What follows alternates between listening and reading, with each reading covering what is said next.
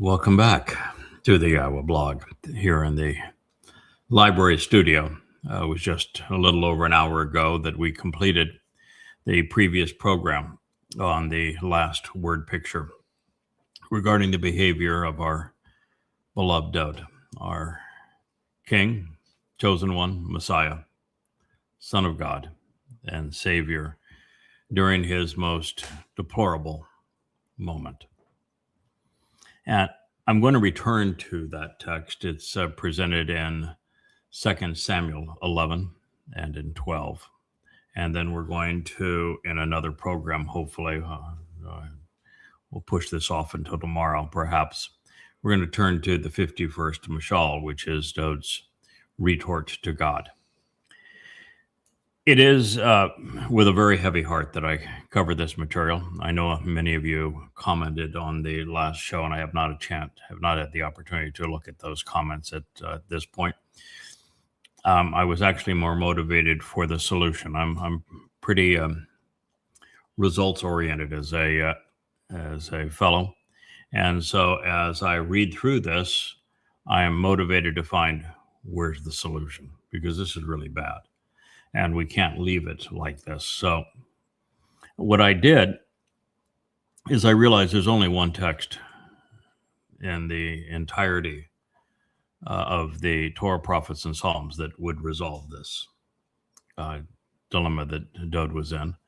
It happens to be my favorite of all, by far. And I wanted to spend the time between these programs analyzing the name of the fellow that delivered it. And what I found is exactly what I had been led to conclude. And I can't wait to share that with you, because from that perspective, it's an extraordinary revelation, and it is the resolution to all of this. So as I go through this, again, this is going to be one of at least 3 and maybe 4 programs that are gut-wrenching, because we recognize who Dowd is, that he's the one who fulfilled Pesach, Matzah, and Bakurim. We wouldn't be here without him. He would return to Yah. He would eventually get back up. But it's going to be a while. He is going to be down for years before he restates his and reclaims his position with God. Now, for those who may not have an appreciation as to why I went here, it is really severalfold. The first is that it's dominant. It's presented in great detail in Shamuw'el, Listen to God, 2 Samuel 11 and 12. And the events that follow in really 13 through 20-something are all a derivative of this. So it's pervasive in the text. God didn't turn away from it. And we have never run from anything in the 24 years we have done this. We've, though, picked our battles so that we turn to them at the proper time. And I think this is now the proper time, after we have burnished Dowd's resume, and appropriately so, for us to consider why he is and has been rejected by so many, and why it was so easy for Christianity to tear him down. He made that possible, which I think is the greatest grief of all to God, knowing what would happen as a result of this. And God chose not to cover it up. He wanted it revealed. He revealed it. And so we're going to deal with it. The other reason is, of course, that in Judaism and Christianity, the excuse for their replacement messiahs it's all based on this event. We don't give that more credibility by presenting the basis for it, but we look like cowards if we can't deal with it. We are never going to run from something. And ultimately, it is the timing that is so vital to us, because when we returned to the narrative in the garden and we realized that God caused the fall of man, and then realized the things that God expressly stated that he was expecting from us, wanting from us, to release us from this planet so that we could experience the universe with him. We came to see, and now I've found many affirmations of the fact that God's interest is not in us being perfect. There really is no Hebrew word for that concept. And when I have rendered it in the past, it is by just superficially reporting what the lexicons and Hebrew English dictionaries say. But what they say was only to echo religious terminology and religious texts. The word Tamym doesn't mean perfect. It's based on tamam, the verb, and it means to complete the job, to finish what one starts, to fulfill what needs to be accomplished. And Dowd did those things. And because he did those things, he is Tamym. And therefore he was qualified for the very reason he got back up and got going again. So there is a happily ever after ending to this story, but for the story to be real, it has some gut-wrenching details, and this is all part of them. So now, after we have learned that Dowd was sleeping during the day, abusing alcohol, turned into a voyeur at night, determined that a woman that he thought was pretty belonged to another man and abducted her anyway, and then immediately had sex with her, which happens to be the textbook definition of rape. The fact that he then tried to cover it up and was gluttonous in the process. The fact that he had a man assassinated and then turned his general into a co-conspirator in murder. The level of depravity that was in the letter that he wrote to Joab to get the light of Yah extinguished. That was the man's name, Uriah.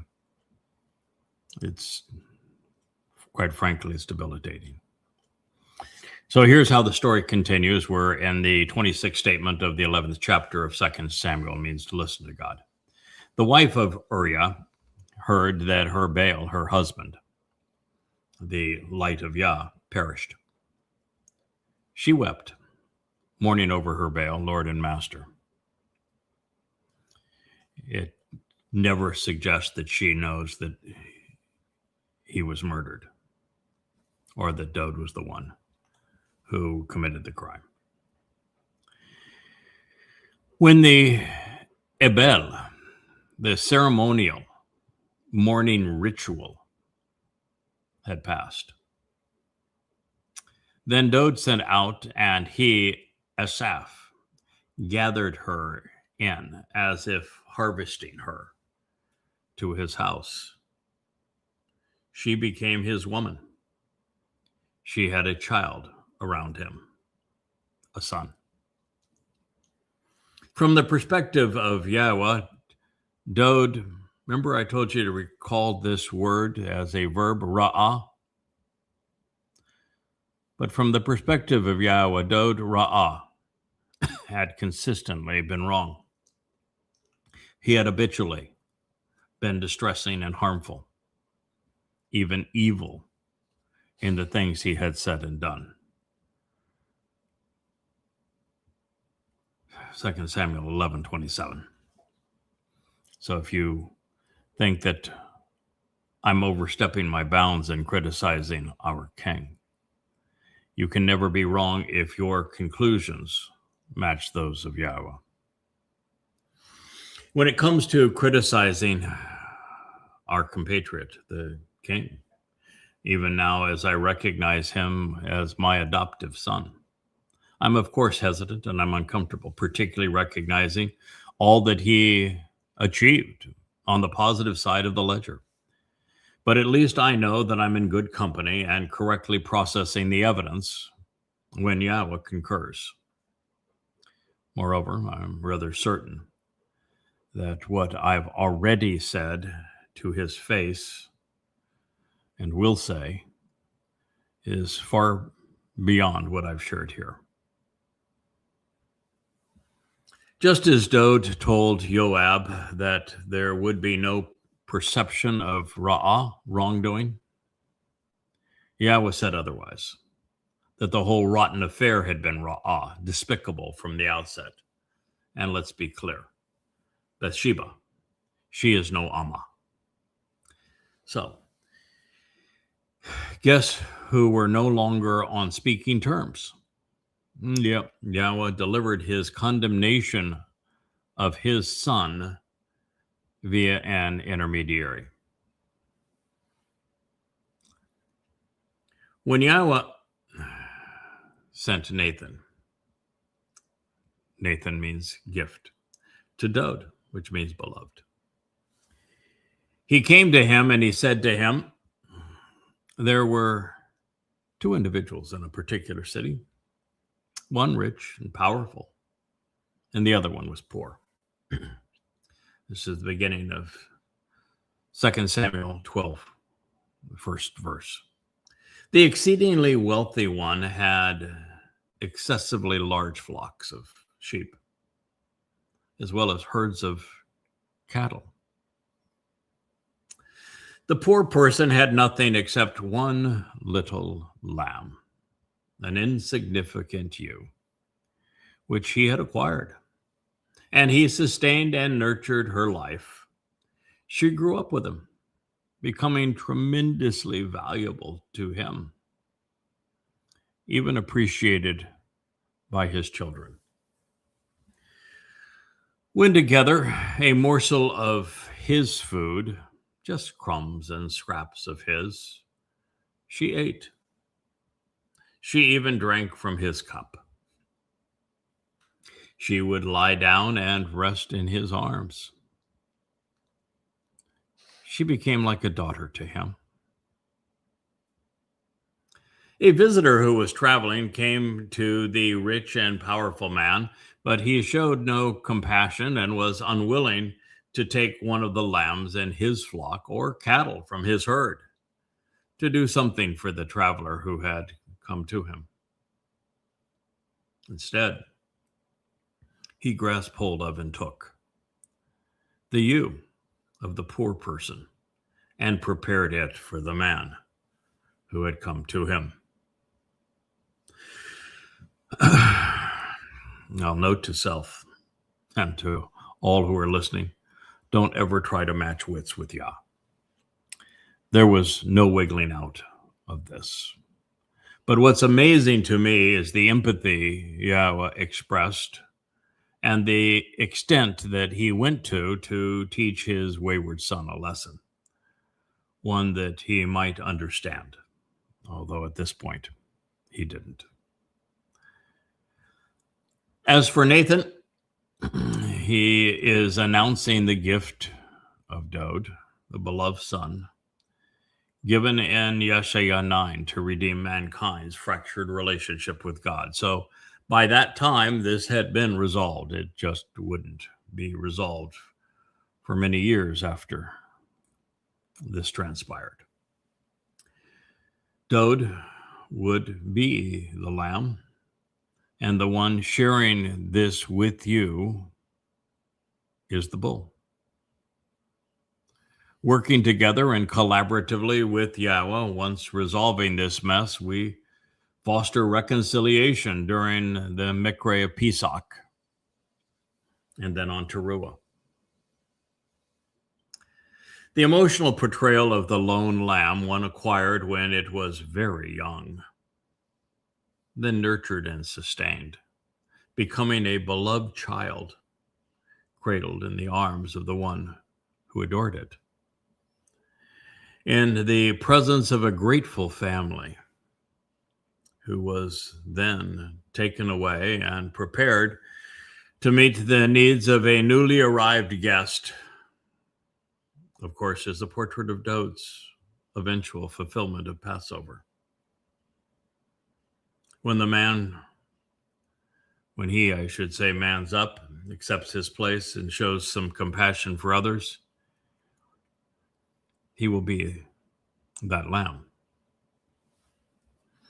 And for those who prefer hindsight to foresight, this is emblematic of the validation of the covenant narrative with Yishak and Abraham.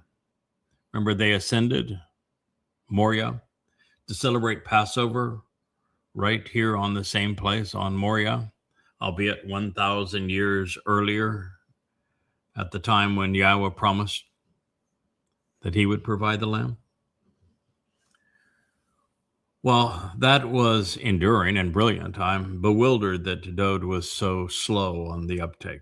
But then again, I suppose that his mindset was different at the moment, and we benefit from knowing how the entire story plays out over the next 3 millennia, which he did not process at this time. So this was the second occasion in so many words that we have been told that Dowd had a wicked temper. It is part and parcel to being impulsive. So Dowd's temper, it was inflamed, and his rage was aroused tremendously against the man. Then he said to Nathan, "As Yahweh lives, surely the son who did this deserves to die. And in addition, he must restore the lamb and repay fourfold as recompense, because he did this thing, and also because he had no compassion."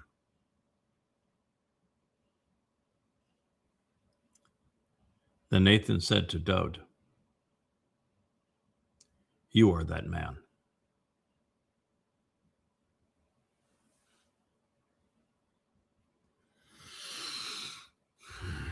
At the moment, you could have heard a snowflake fall. The silence between these men and their God would have been deafening. And of course, we would do well to consider the expressions on the faces and thoughts now whirling in the minds of the gift and of the beloved. Frankly, while Nathan's lips were moving and words were spilling out of his mouth, I doubt Dowd processed any more than the first and last statement of what follows. "Thus says Yahweh, the God of Israel, I anointed you, Messiah, to be king over Israel. I rescued and delivered you from the hand of Sha'uwl. I gave to you the house of your Adon, your Lord, and your Lord's women into your lap. And I gave you the house of Israel and that of Yahuwd. And if this were too little, this were insufficient for you, I would have added to it, giving you the like of it, and so much more."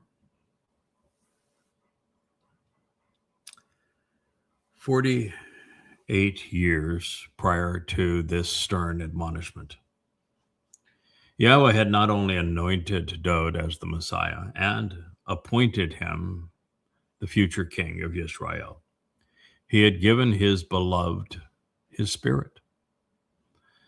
God had chosen a young lamb, and he nurtured and raised him as his son. He is entrusting his people to him. The fight for validation and supremacy between the Benjamite Sha'uwl and the Yahuwd Dowd is among the most unheralded of all prophetic portrayals.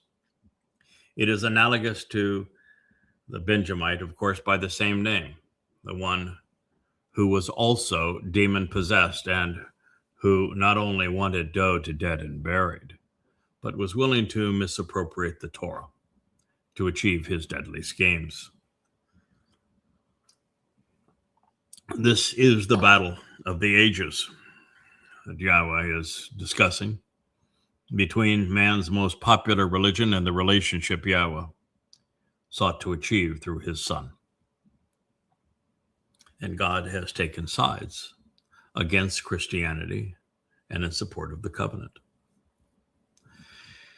Now, Yahowah is just not in the business of accommodating men. In the dissertation upon the exit from Eden, he made it unambiguously clear that we would have to work to survive. But occasionally, God will make an exception, at least to the extent that he will augment what his covenant children could achieve independently. He will do this so that we have the time and resources to pursue the family business. So Dowd was the supreme beneficiary of this arrangement, the ultimate exemplar. Yahowah is affirming that he received a palatial home filled with women to keep him company. But he was also afforded his father's most valued treasure, Yisrael and Yahuwd. Having tried it himself and been so soundly rejected, God was keenly aware that there is no more difficult job than representing him and speaking for him. Moshe was eminently qualified and marvelously supported, but he didn't make it through the first year before he snapped, and he begged Yahowah to relieve him from duty. Yahowah met the challenge by providing additional support and supplies. Although there were occasional missteps, Dowd managed to stay on course for 48 years before he opted out. In appreciation of what his son had and would achieve, God is not only on record saying that there was no limit on what he was willing to provide, even if it was nothing more than additional houses and women, or as valuable as his anointing, protection, and people. But there is a right and a wrong way to go about this potential equation. Our Father isn't going to opt in when we opt out, nor is he going to lavish gifts upon us when we have no appreciation for their value, nor value the relationships that makes all of this possible. We are at liberty to accept or reject the word of God. Most despise Yahowah's testimony because, of course, it is contrary to their religious beliefs. But that is not what is happening here, because Dowd was not being religious. He isn't showing contempt for the Torah instructions because they are in conflict with his plans to impose his authority through religion, as was the case with Paul, Akiba, and Muhammad, priests, rabbis, and imams. He knew what God said. He just chose to reject his Torah guidance for the fleeting satisfaction of wine and women. God took it personally, as he should. Why, he asks, and on whose account have you despised, showing such contempt for the word of Yahowah, such that you did such raw, evil, wickedly troubling, and horribly wrong in his sight? You struck down the Uriah, the light of Yah, the Chitty, the formidable one, with the desolating sword. And his wife you have taken to be your woman. You intentionally slaughtered him with the swords of the sons of Ammon, the sum of the people. 2 Samuel 12:9. It's a choice that we're all asked to make. God's way or man's, relationship or religion. It is the option offered long ago with the Etz Diath of Tob and Ra, is it not? This referendum is presented in the word of Yahowah, also known as the Torah. In the opening chapter of the Torah, God revealed that Dowd would be the Gadol Mayor, the greater luminary. He is, as we shall soon be reminded, equated to the sun. And so by slaying Uriah, Dowd extinguished the light of God on earth. The Towrah, this desolating sword, is a double entendre because it was upon the sharp, craggy summit of Mount Choreb that Moshe and the Israelites were first introduced to the Or, the light of Yahowah. And this is when the children of Israel were especially raw, malcontent, and malevolent in his sight. Always the ultimate weaver of words, with this rue originating over a woman, Yahowah would resolve it likewise. While Dowd had killed a man for her, God would save his son and the world through her. It's the ultimate contrast between the Amom, the sum of the people, and the Torah teaching of Yahowah on behalf of the Bereth, the covenant, through the Moedim, restoring witness. The choice between these approaches is life and death. Dowd, of course, he knew better, but he had chosen poorly. There would be a consequence. God cannot be capricious, even with his great love and favoritism for his chosen one, his anointed, his son. There must be some adherence to the rules that he had established. And so we read, therefore, now, the sword shall never be removed from your household. Never, throughout time, as an everlasting witness. As a result, because you have shown great contempt for me, thinking so little of me, that you have taken the wife of Uriah, the light of Yah, the Chitti, formidable one, to be your woman. God is saying that your perception, Dowd, of him was reduced to having sex with a married woman. That's how much you valued me, God said.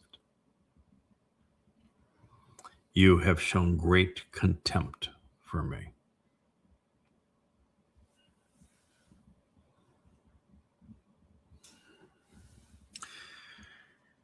My friends, this condition would endure 3 millennia without respite. It's ongoing even now. It's about to get much worse. And it will not be resolved until Towrah, when the bull and the goat intervene on Moriah and before the surviving remnant of Israel. That is the lesson of the Ed, the eternal testimony, delivered by this restoring witness. All Israel would become Dowd. They still are. Israelites and Jews think so little of Yahowah, they've erased his name and replaced his Verbatim words with their own. They continue to fight a losing battle with diminishing returns for their very survival. Rather than thriving, they have and they will continue to die, with more over the next 7 years than ever before. The immediate and specific fulfillment of the following pronouncement was by way of Dowd's son, Absalom, who led a devastating coup against his father, culminating with the rape of the king's concubines. But to some extent, it is also prophetic of what Sha'uwl Paul would do by replacing Dowd with his counterfeit Jesus, so as to blot out the son.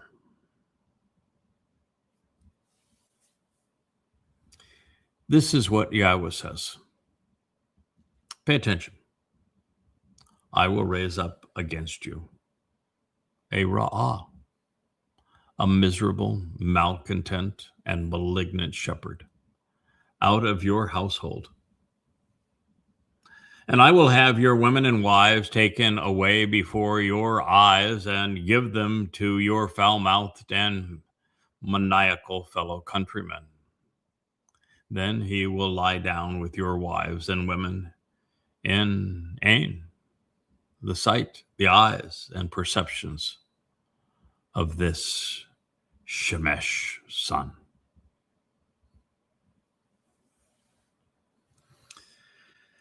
Throughout the Torah, the Nabaim and Mizmor, Dowd is equated to the sun, while his herald is the moon, reflecting his light. But at this moment, with the assassination of Uriah, the light of Yah, Yahweh's greatest luminary, had quenched his energy. From the beginning, the king tried to hide his complicity, covering over his crimes, but they became so monumental that he wasn't fooling anyone but himself. God, however, is a beacon of light. Even in the darkest hours, he deals his cards face up in broad daylight. And in so doing, he is acknowledging that his son represents the sun. This will be 2 Samuel 12:12. This is because you did this while hiding, veiled in sly secrecy. However, I will act carrying out this message in front of all Yisrael and before the sun. When I read that, I knew that we were doing what we needed to do. God exposed his response and his intent boldly for all to see. And in so doing, we are wise to follow his example. And we are.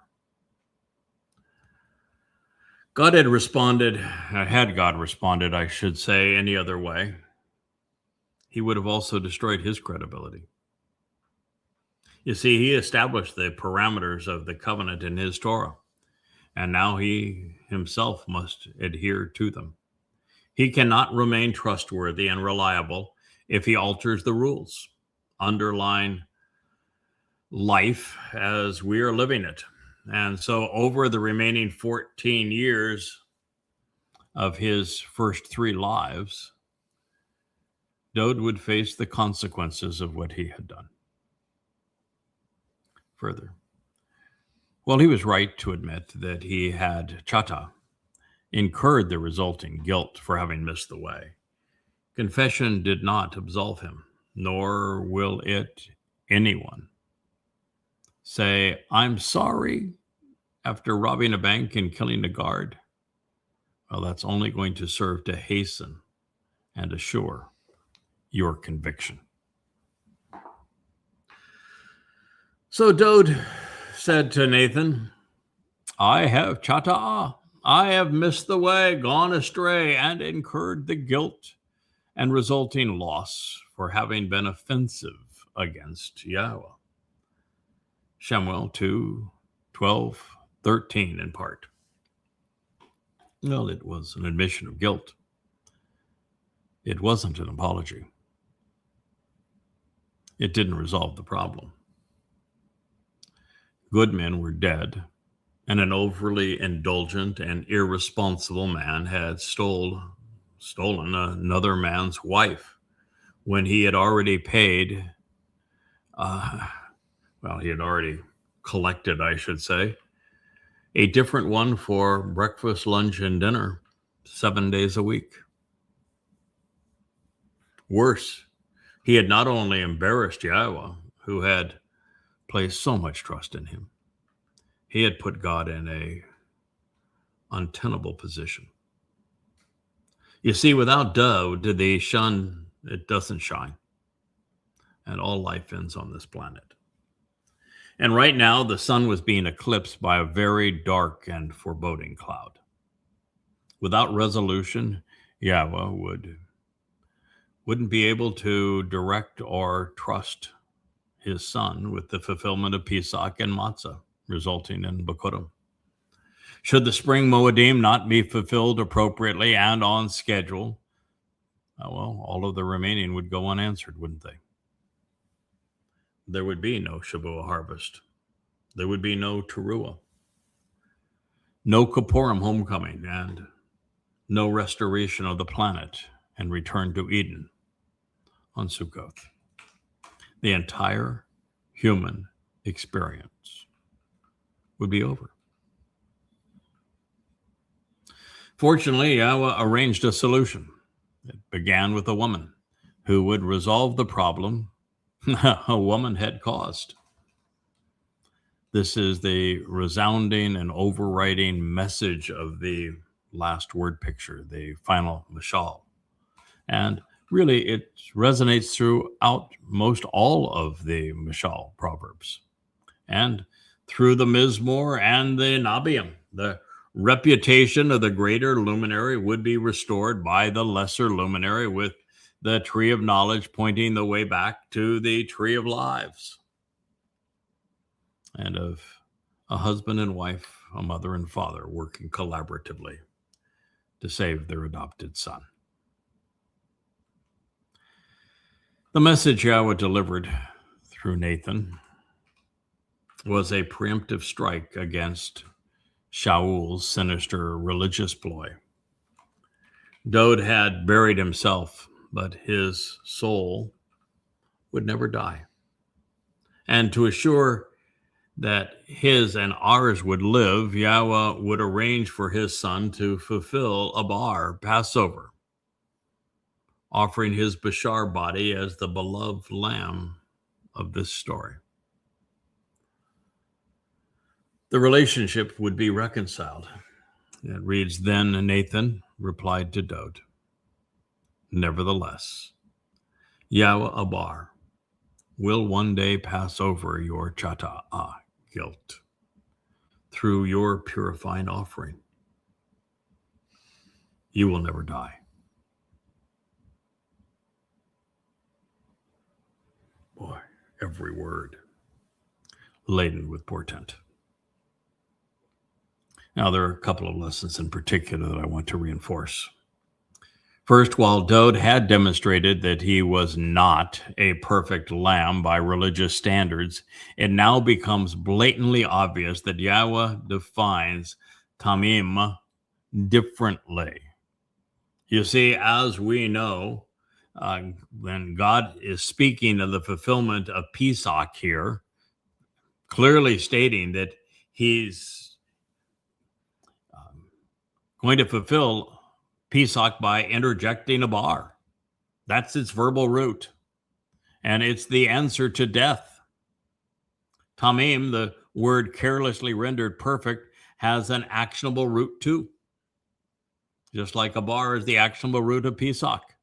It is tamam, and it speaks of finishing, not of being flawless, of completing the mission rather than standing idly by and not incurring guilt. Therefore, Dowd became the Tamym lamb when he re-engaged after re-establishing his relationship with Yahowah and earning Yahowah's trust. completing his calling by fulfilling Chag Matzah. When his Bashar body was sacrificed as the lamb, he opened the door to eternal life for himself in addition to the rest of us.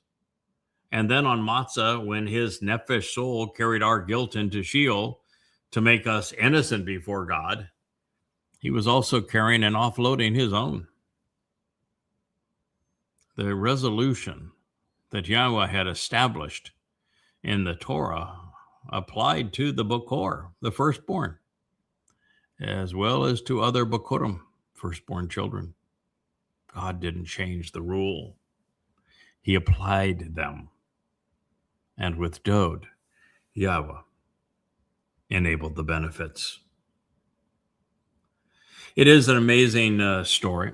I do want to end our program here, largely because, well, I have ended my analysis of this in the present document. And so I had thought that I had sent a more complete file for this program, so I just must admit that I failed to do so. And I'm 100, maybe even 50 pages beyond this in my translations and commentary, but not on the file that I sent for these translations. And there's so much more that I want to share with you that we'll wait until tomorrow, and I'll send a more complete file, and we'll move on from here as we consider all of the implications associated with this. There is a great deal to consider and learn. Some of the most compelling insights ever are being shared through this terrible event. So I thank you for listening. We'll be with you tomorrow.